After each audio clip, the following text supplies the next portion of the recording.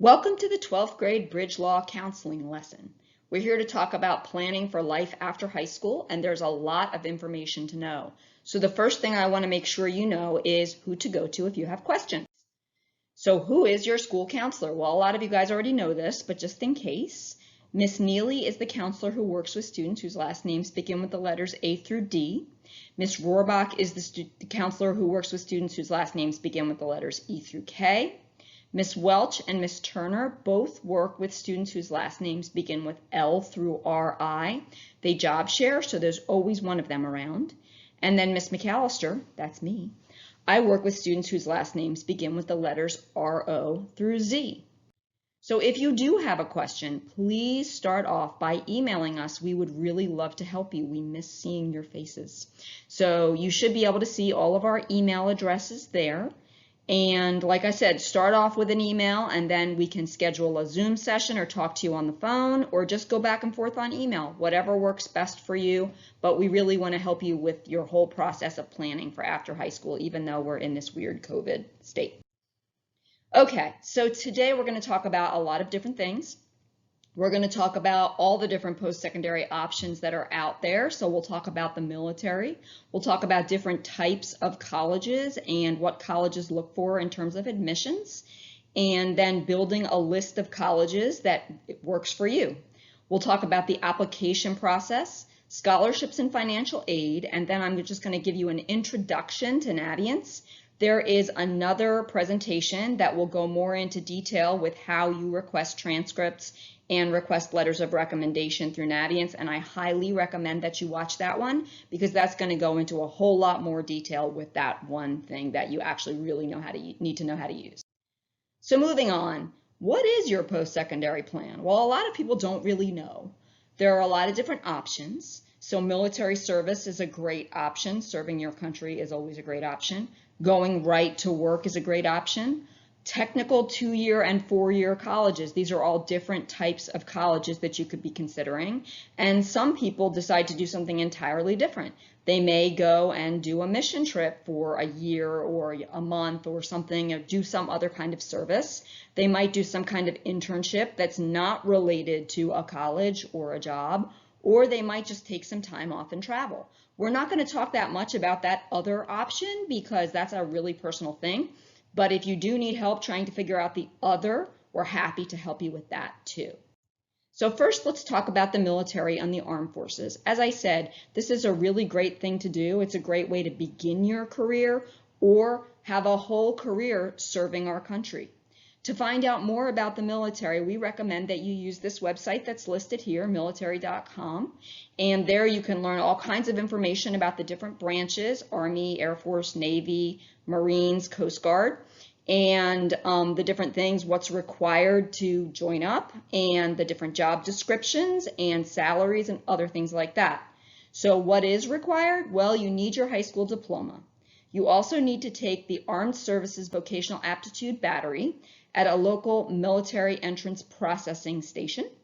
And you can find one of those. I think the closest one is in Kennesaw. You need to make contact with a branch recruiter, and your branch recruiter will talk to you about all of the benefits and all of the things you're signing on for so that you can make a decision as to whether this is right for you or not. You can probably find that recruiter, that local recruiter, through that military.com website. But if you cannot, then just reach out to your counselor and we will help you because we know some of the recruiters. Then think really carefully about whether you want to do this because it is a commitment. Like I said, it's wonderful to serve your country, but you have to think about whether it's really right for you. So talk to your friends, family, other people you trust, and really consider it carefully. If you do decide to do it, then remember that you have to request your transcript in May because your recruiter has to verify that you graduated from high school. So that's all for now on the military. Moving on, 2-year colleges and technical colleges. So 2-year colleges have as a mission either to prepare you for a 4-year college to transfer, to take all those credits with you and go on to a 4-year college, or to get an associate's degree, which is a 2-year degree from which you can go out into the workforce and get a job. So the local 2-year colleges that a lot of people look at are Georgia Highlands and Georgia Perimeter. Georgia Highlands also has some 4-year degrees, as does Georgia Perimeter. So you can go there and then you can continue and get a 4-year degree in a small number of areas, or you can go there and finish and go into the workforce, or you can go there and transfer to a 4-year school like UGA or Georgia Southern or Kennesaw State. Different 2-year colleges may have different requirements. In the state of Georgia, we'll talk more about this later, but the University System of Georgia has waived the SAT or the ACT for the spring, summer, and fall 2021. So there's no way that you're going to need that. But you may need to take a test called the AccuPlacer, and this is a really good tool because it's also going to help the colleges to figure out what classes you should start off in. So are you ready to go right into, say, college algebra, or maybe do you need some more help? Same thing with English. So with that AccuPlacer, like I said, it may also help them to place you, and that'll be important. And what you really want to do is check with each individual school to see exactly what they need in terms of admission. We can tell you that they're also definitely going to need a 2.0 core GPA. So they're going to need a 2.0 in those courses that are required to graduate from high school: 4 English, 4 math, 4 science, 3 social studies, and 2 world languages. And you will need those 2 world languages, level 1 and level 2, to start off at a school like Georgia Highlands. Technical colleges are also a really great option. They also have that idea that you can start off there and transfer your credits to a 4-year school. So that is definitely something you can do from a technical college. Technical colleges also have all kinds of good training of various lengths for jobs that you can take out and just go ahead and get started with a well-paying job. So that might be a nursing job, that might be the person who reads x-rays, that might be diesel mechanics or HVAC or dental hygiene. There are lots of different options. And to get into a technical college, you just need proof of graduation. They may also want you to take that AccuPlacer test, again for placement. But other than that, you just need that proof of graduation. There is no GPA requirement. And we're going to talk more about this in a few slides. But at technical colleges, you can use this thing called the Hope Grant to help pay for it, which also has no GPA requirement. So technical colleges are a really great option. The one closest to us is Chattahoochee Tech, so a lot of people start off there.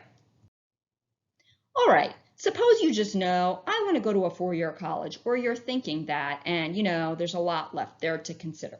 The thing about a 4-year college is that there are more steps on the front end in order to get started there. So really the first thing you need to do is consider what kind of characteristics do you want from that school? What does the school need to have in order to fit you? So maybe that's location. Do you want to be in a city? Do you want to be in a suburb? Do you want to be kind of out there in a college town where there's a lot of spirit, but maybe not much else going on outside of that town? How far away from home do you want to be? Do you want to be able to come home to do your laundry on the weekends? Or do you definitely want to be kind of a little bit further away to have your own adventure? What majors are you looking for? Maybe there are 3 or 4 things that you're thinking you might want to study, and you want to see what colleges have those things. Size. Do you want to be at a big school where you're going to have lots of different choices of classes and activities and other things, but you have to be a really good advocate for yourself because the number of people, you know, you're just going to have to really kind of be out there representing yourself? Or do you want to be at a smaller school where you have a better chance of knowing more people and it feels more cozy, but at the same time, you may not have as many courses to choose from or as many people to know? Are there other extracurriculars that are important to you? For instance, Division I, Division II, or Division III sports of a certain type? Are there clubs that you're looking for? Are there other programs like maybe special housing for certain international populations? Diversity. Do you want a school that has a lot of different types of people there? Cost. What is the cost of the school? What can you afford? And then, you know, many other factors that might be important to you. So you want to be thinking about what you want from the school. Then you need to be aware of the factors that the colleges are going to look at when they're thinking about whether you are a good fit for them. And we'll talk more about that soon. Once you know those things, you know what you want, and you know what the colleges are looking for, then you can build a list of colleges that are a good fit for you to apply to. Then you can go ahead and begin the application process. And within that application process, you have to make sure that you stay organized because it gets a little bit overwhelming, and pay attention to all of the different deadlines that are out there. And again, we'll talk more about those in a few slides. So what are the factors for college admission? Well, the big ones are the rigor of classes. So that means how difficult are the courses that you've taken? How much have you challenged yourself? How many AP and honors classes have you taken? How far did you go in world languages and other things like that? The grades and the GPA, so your overall GPA or grade point average that you earned in those rigorous classes that you took. And then also, in most years, test scores, and we'll talk more about that, but that would be the SAT or the ACT. So those are the big factors that colleges look for, but they also want to know the big picture of who you are as a person. So they're looking at your extracurricular activities. What else have you done during high school to round out your experience? These could be sports, this could be marching band, this could be clubs of various types, this could be a job that you've been working hard at, or service in the community or at a religious organization, or maybe you are a caretaker for someone in your family. All of these things are things that colleges want to know about, and they all fit into the category of extracurricular activities. Then also essays. They want to see what you have to say about yourself so that they can learn more about who you really are as a person. Letters of recommendation. They want to know what others have to say about you. And demonstrated interest. So demonstrated interest would mean you showing the colleges that you are interested in them by doing things like visiting the campus. I know that's hard to do right now. So virtual visits, which they can track, requests for information, reaching out to a college admissions counselor with a good question that you can't find the answer to just by looking at the website, but reaching out, nonetheless. All of those things are things that show them that you care about their school and that there's a chance that if they accept you, you'll actually be there on their campus. So those are really the things that colleges are going to look at when they are considering you. Let's talk a little bit more about grade point averages because this can be very confusing. So a core GPA or grade point average, that's not on your transcript. The core GPA is just the core classes like English, math, science, social studies, and world language courses. And that's usually viewed unweighted, but it's okay when if you're doing a common application to use the weighted GPA. Colleges will go back on their own and reweight their GPAs, and we'll talk more about that in a minute.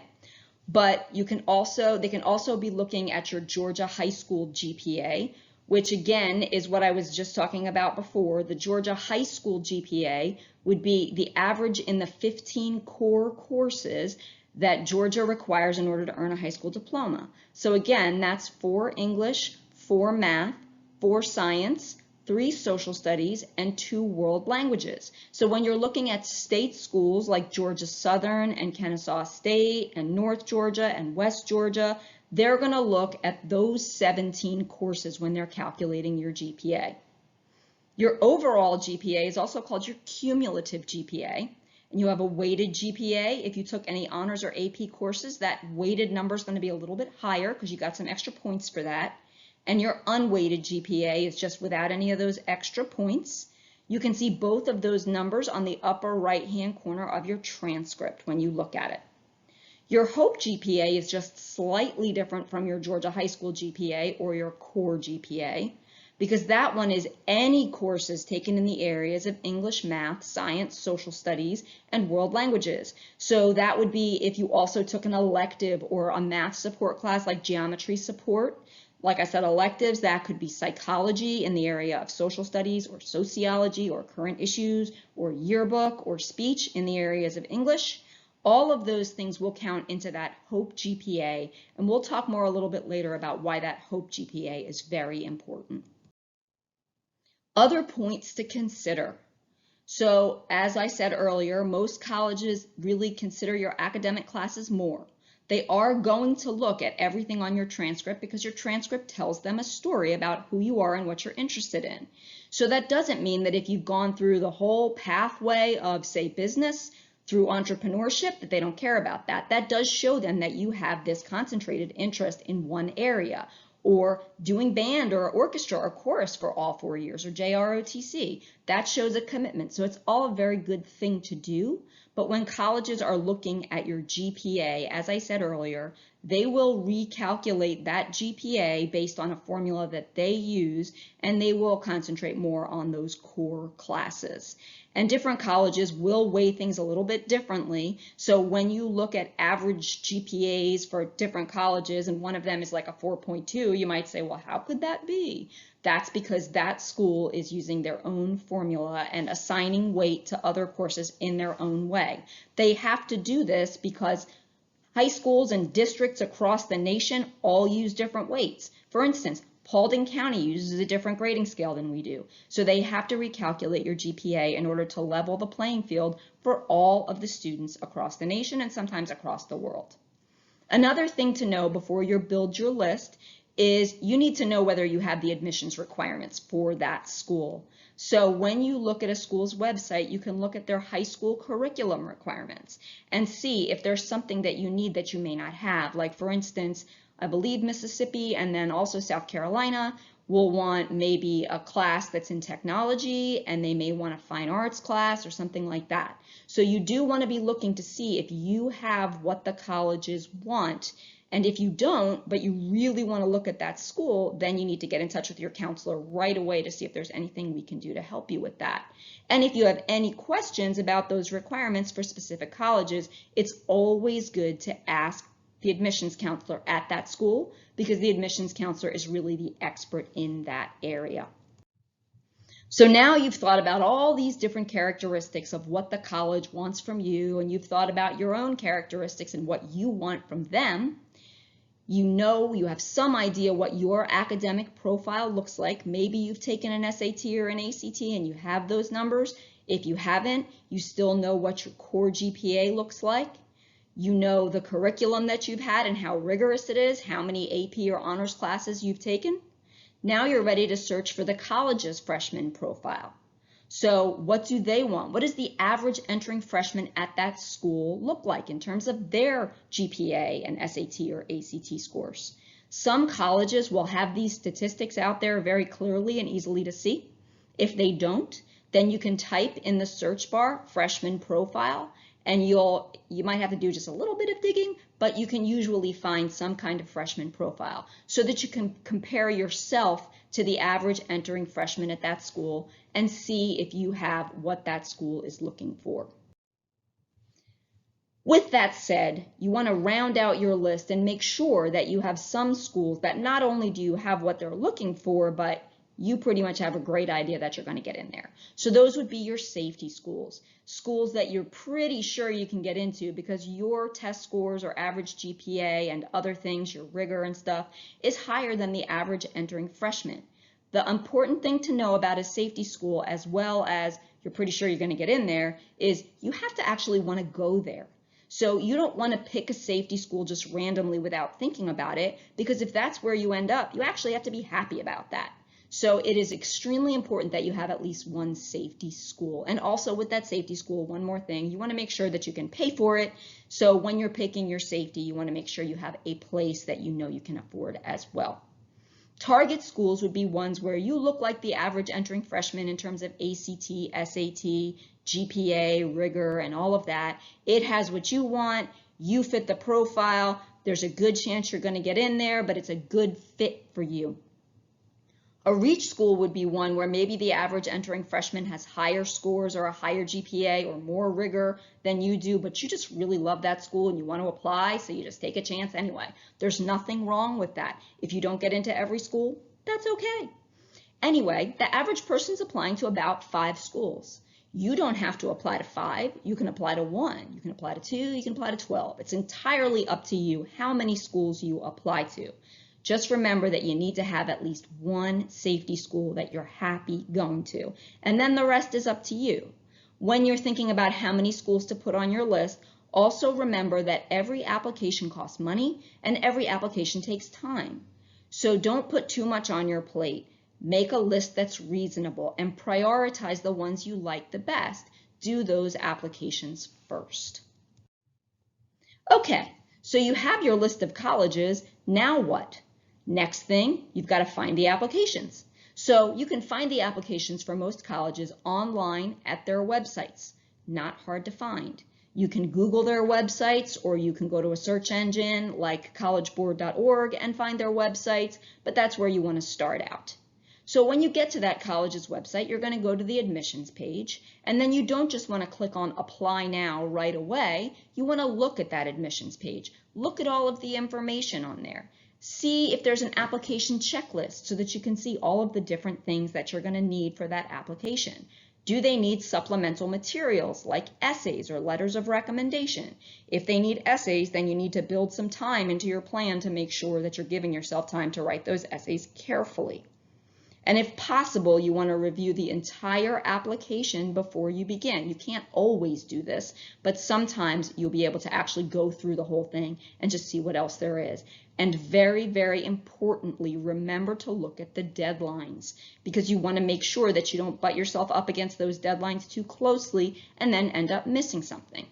So to sum it all up, if you look at just the quick steps to the process, you want to carefully fill out that application for admission. Now, when we say carefully, what I mean is you want to make sure that you don't have any typos, you don't spell anything wrong, you capitalize where you should, including your name. You don't want to make a bad impression on a college admissions counselor just because you forgot to put a period in or there was a typo. So you want to be very careful and maybe even ask somebody else to look over your application before you hit send.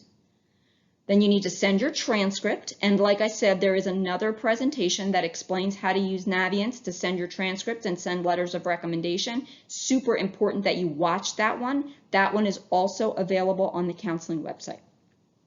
You send your test scores, if you have test scores, send those through the testing agencies themselves, so collegeboard.org or actstudent.org.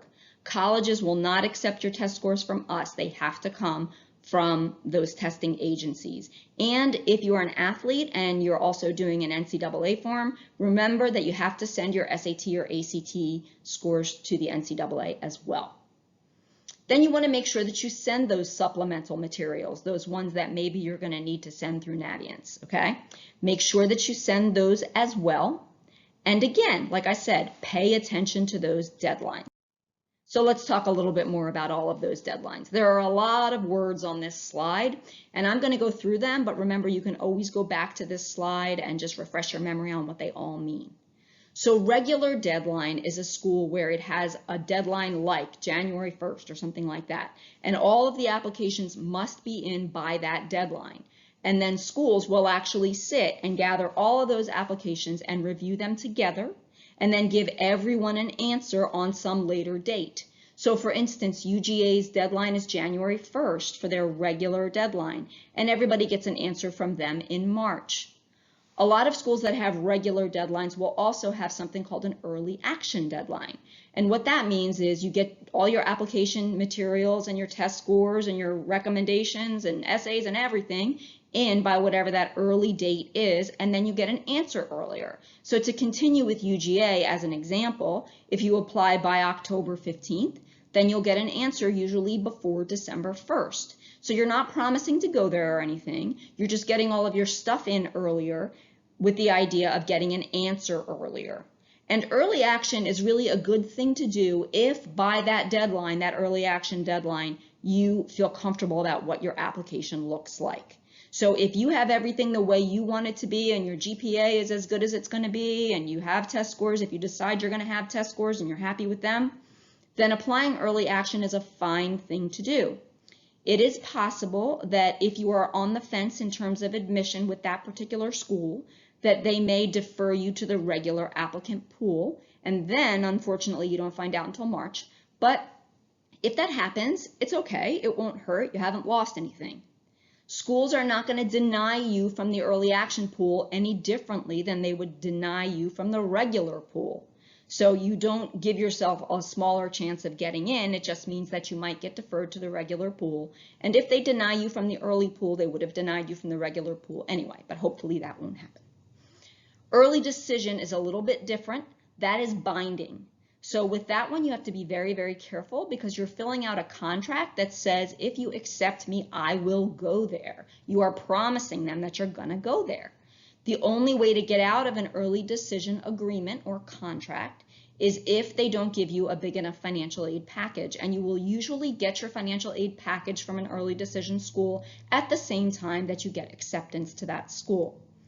The biggest problem with early decision is that if you do get accepted to that school, you will have to give an answer back. Are you coming or are you not coming to that school by the end of January usually? The actual college will have its own deadline and you'll be able to see exactly what that is. But if you have to decide by the end of January, then what that does is it takes your opportunity to compare your financial aid package off the table for that school. So you can't say, hey, I want to compare how much financial aid I got for Emory with how much financial aid I got for some other school, because you'll have to either accept and commit to going there or withdraw your application, take it off the table, and say no before you ever have a chance to compare. So you really need to be 1,000% sure that that's the school for you if you decide to do early decision. Single choice restricted early action is a very, very rare thing, and it just means really that you can only apply to one school early, but you can apply to a bunch of other schools whenever you want. You can only use early action, which is not the one that's not a contract, once, and then you can apply to a bunch of other schools. So you're not going to see that one very often. Rolling admission, on the other hand, you will see often.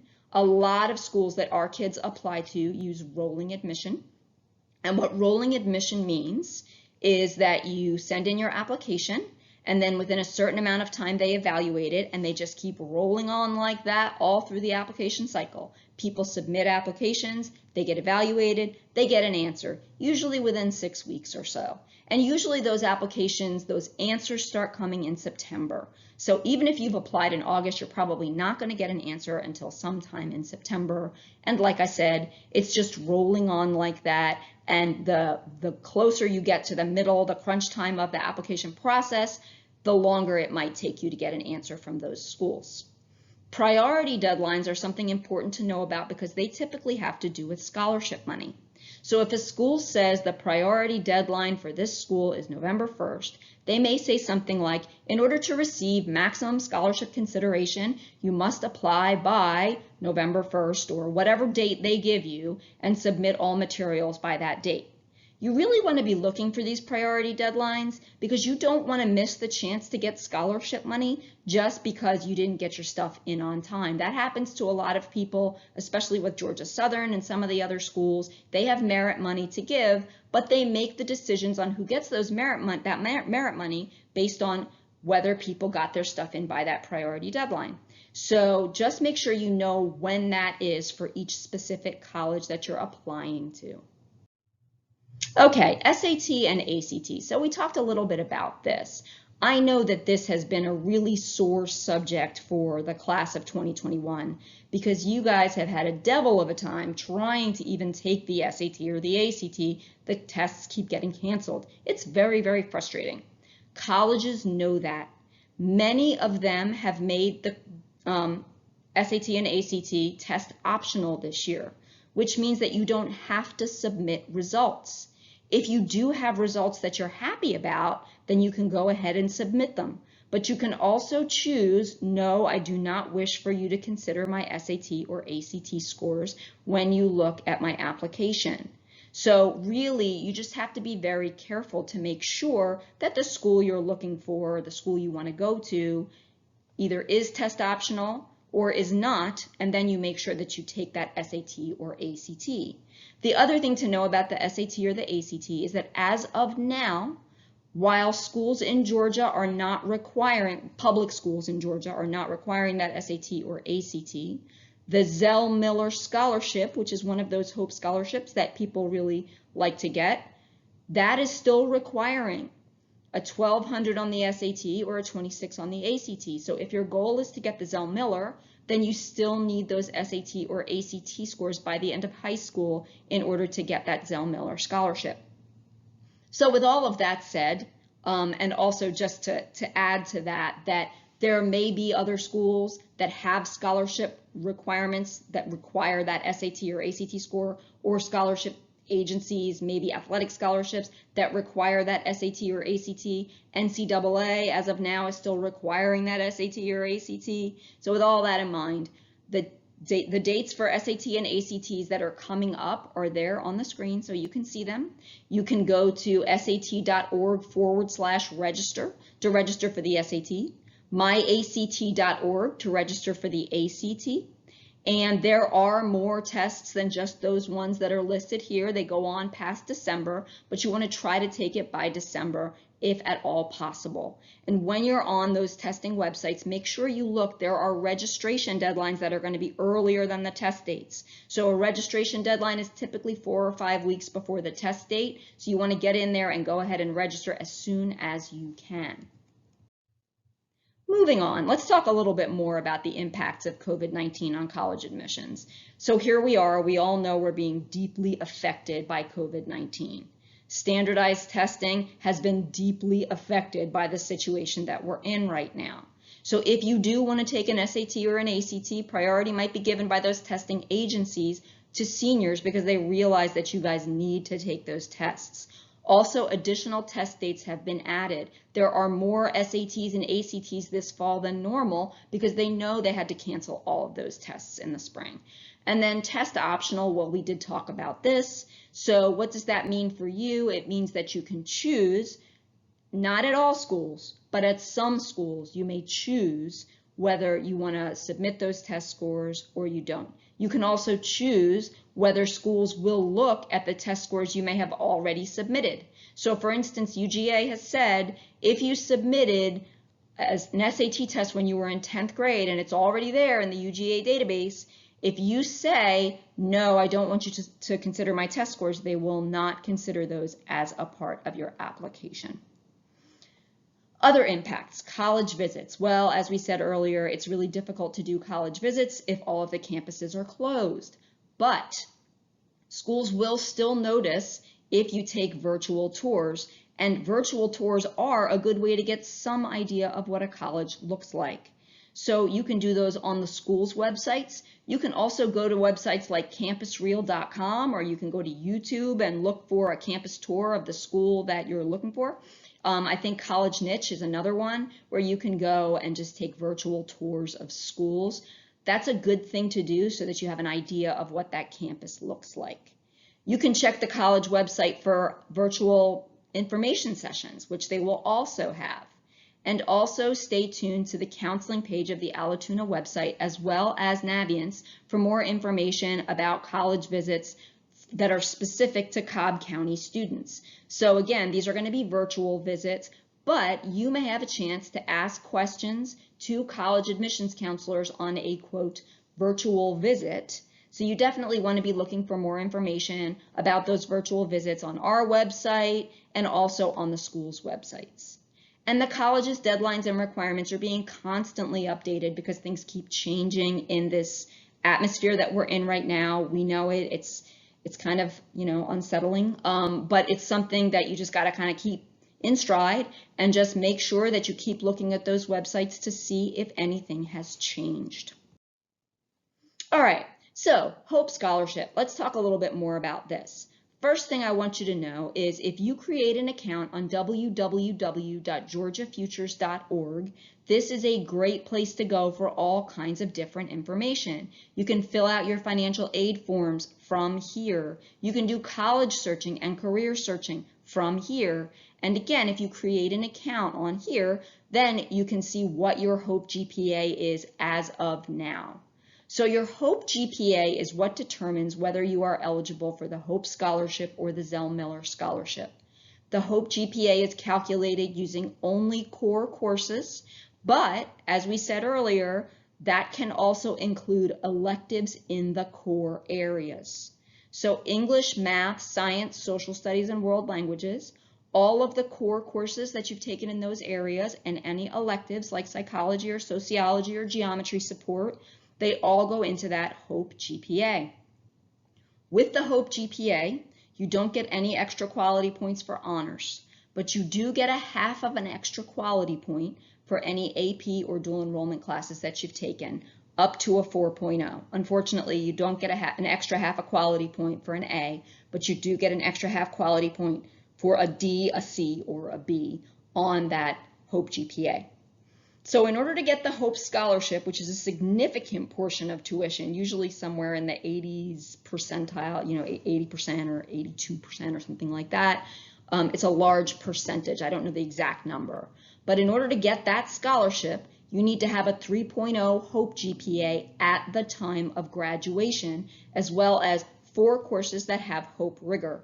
That does not necessarily mean 4 honors or AP courses. If you look at the status sheet that we sent home recently, you can see the ones with stars on them are rigor courses, and almost all of you are going to have 4 courses of rigor, but you can look on that status sheet and make sure that you have those rigor courses.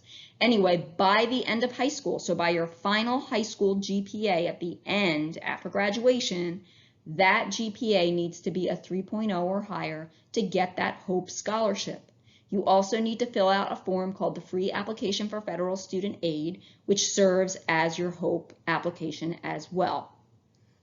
The Zell Miller Scholarship is another one. That one covers 100% of tuition. So you either get that HOPE scholarship if you have a 3.0, or the Zell Miller if you have a 3.7. For the Zell Miller, you also have to have a 1200 on the SAT or a 26 on the ACT, and again, 4 courses of rigor. This HOPE and Zell Miller Scholarship, both of them are only applicable to public colleges and universities in the state of Georgia at the percentages I just talked about. You do get some HOPE money and some Zell Miller money if you go to colleges that are private in the state of Georgia, like Berry or Emory or Agnes Scott. And if you want to know exactly what the money is for those HOPE Scholarship or Zell Miller Scholarships, you can again go to that gafutures.org website, and you can actually see how much the HOPE Scholarship is worth at public and private universities in the state of Georgia. Same with the Zell Miller. Now let's say for a minute that you don't get the HOPE Scholarship right out of high school. Maybe your GPA is just not exactly there. That's okay, because you have another chance. All hope is not lost. After 30 credits, which is typically like a full-time year of college, because a typical person takes 15 credits per semester, after 30 credits, you will reach something called a HOPE checkpoint. And at that point, your college GPA, which is a total clean slate after high school, your high school GPA goes away and then you start a college GPA. If after 30 credits you have that 3.0 or higher, then you can earn the HOPE scholarship for your sophomore year of college. And then again, every 30 credits. So at 30, 60, and 90 credits, you'll reach HOPE checkpoints, and you'll either gain or lose the HOPE scholarship for that year. So like I said, all is not lost. If you don't have it at the end of high school, you may have it at the end of your freshman year of college if you work hard. What some people do if they don't have that HOPE scholarship, or if they just decide that they want to do something different, is they start off at a technical college like Chattahoochee Tech. At technical colleges, you can use the HOPE grant, which, as I said earlier, does not have any GPA requirement. So that's nice. You can get started there. You can take all of your core classes there, and then you can transfer to a 4-year school. And if you have that 3.0 GPA after your first year again, then you would be eligible for the HOPE scholarship when you do go to a 4-year college. Now, like I said, there are lots of reasons to go to technical colleges, not just to transfer. They're really a good place to go no matter what. And there may be even additional money that you might get. For instance, the Zell Miller grant. So at a technical college, if you do really well once you get there, if you have a 3.5 after your first semester, then you can be eligible for the Zell Miller grant, which will turn around and give you a refund for whatever tuition you ended up paying that semester. So the HOPE grant typically pays somewhere in the 60-ish% of tuition at technical colleges, which already starts off as really pretty inexpensive.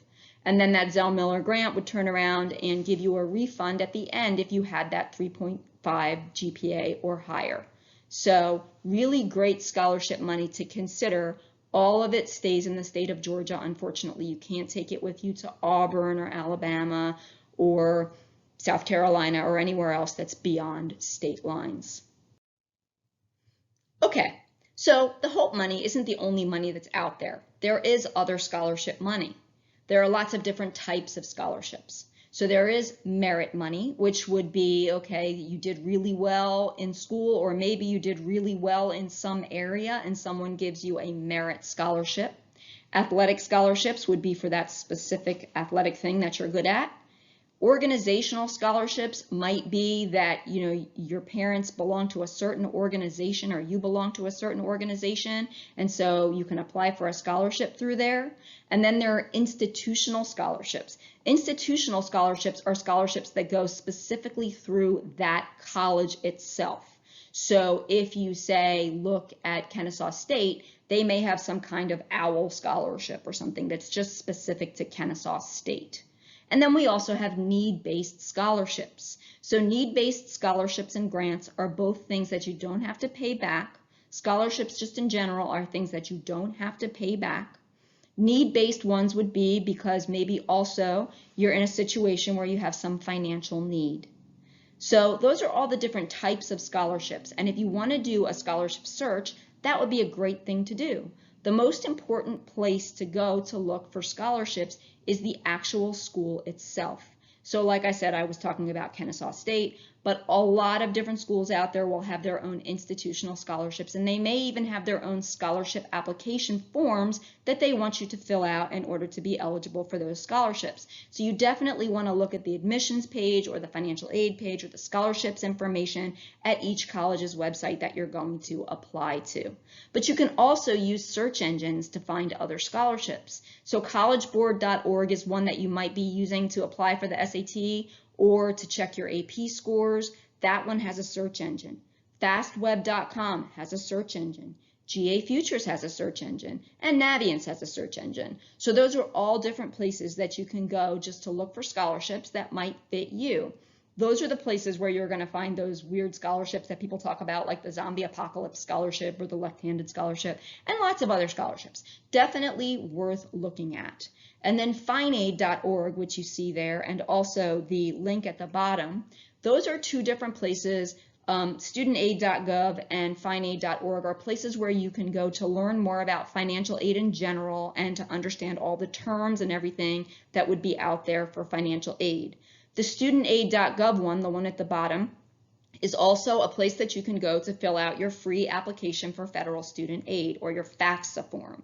This is very, very important for you to do. As I said, it serves as that application for your HOPE money, but also it is the thing that the federal government uses to determine whether you need help paying for colleges.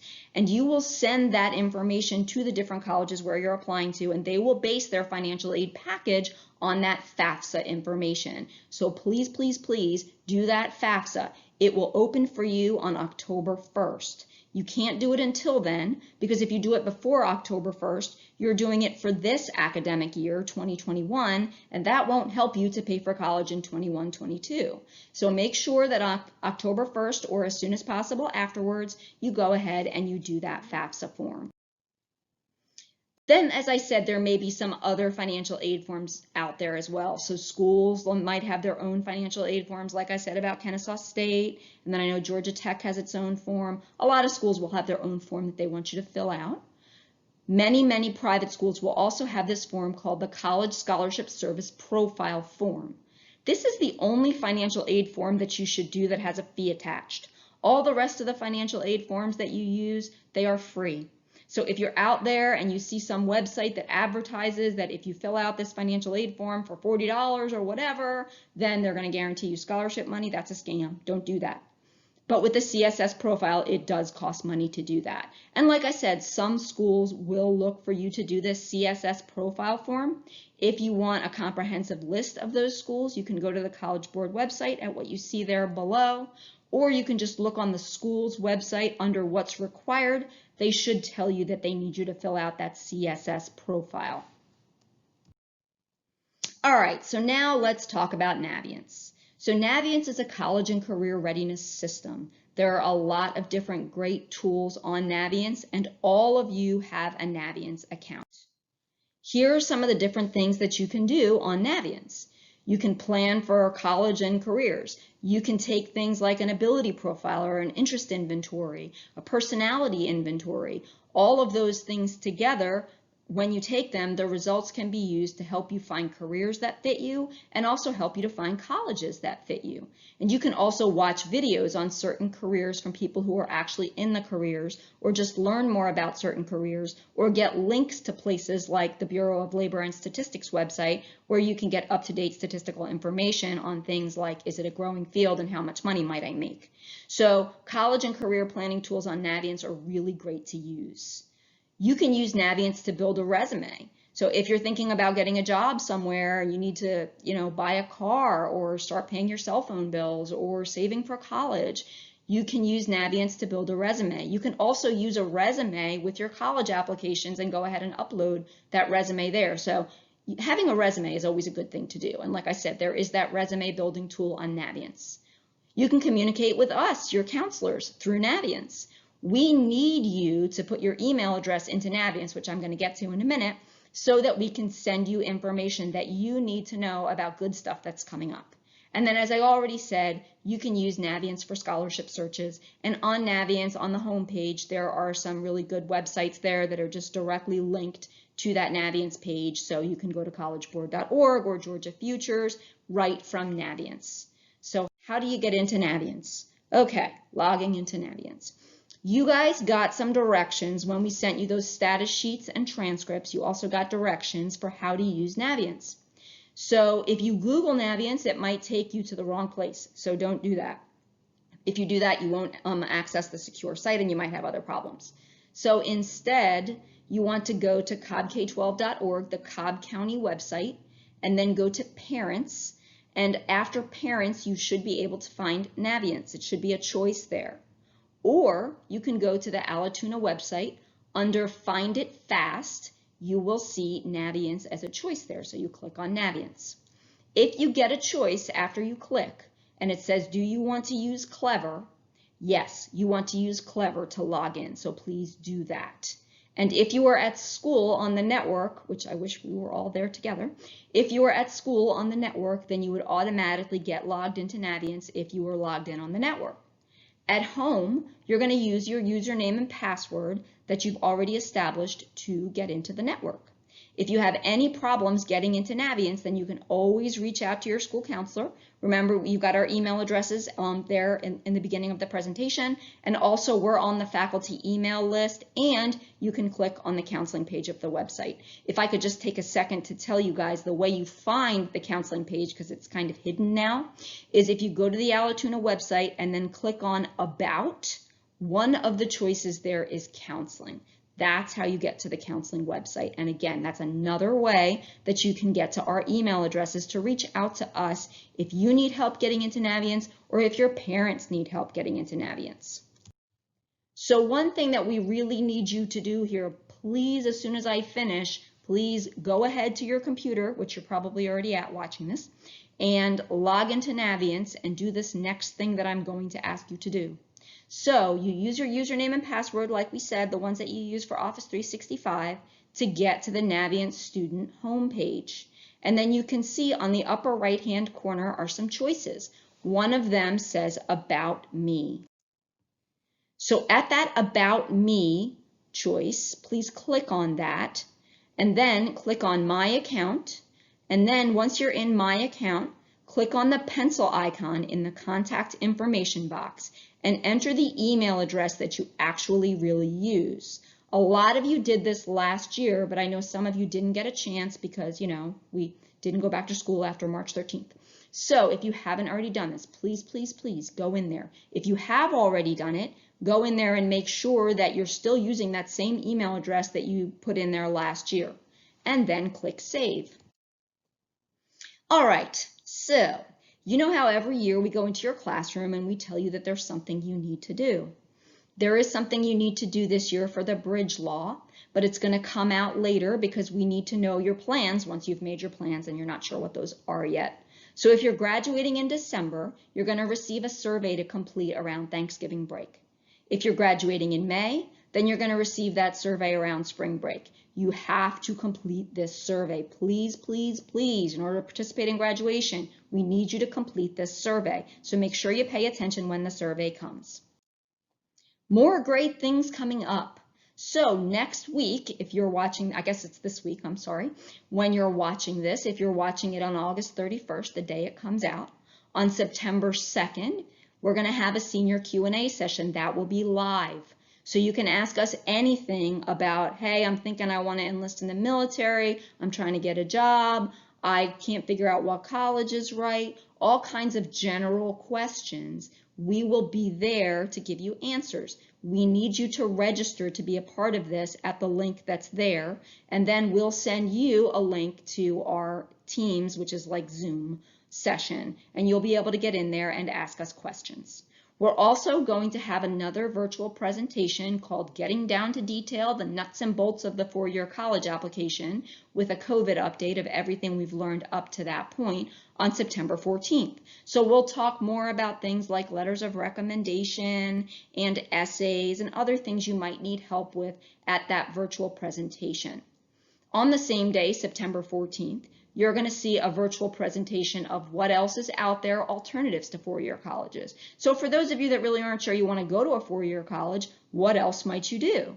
Go to that or just watch that virtual presentation. Both of these virtual presentations, they're going to be there for you to watch whenever you want, just like this is. It's just going to be there on the website. Both of these virtual sessions that we just talked about, the Getting Down to Detail and the What Else is Out There, they both have live Q&A sessions on September 16th. Those are not going to be recorded. So if you do have questions, you can always go to those live Q&A sessions to ask those questions. And again, remember, you can always reach out to your counselors. We miss you. We want to help you. We want to help you get through this very difficult time. So don't forget that we're here. Just let us know if you need help, and we will try to help you in any way we can. And then last, the virtual financial aid night. So that financial aid night we are hoping is going to be on October 20th at 6:30 p.m. That's not on this slide, but I'm telling you, October 20th at 6:30 is when we're hoping that's going to be. And that date is also listed on the Allatoona counseling page of the website. So you can see it there. That'll be a great thing to go to because we'll have somebody from the Georgia Student Finance Commission there asking questions. That will be a live session. So again, some things that you can be looking for from us. Also, look at our newsletter, reach out to us if you have questions. Remember, we miss you and we wish you the best of luck with everything, and we look forward to seeing you soon. Thanks.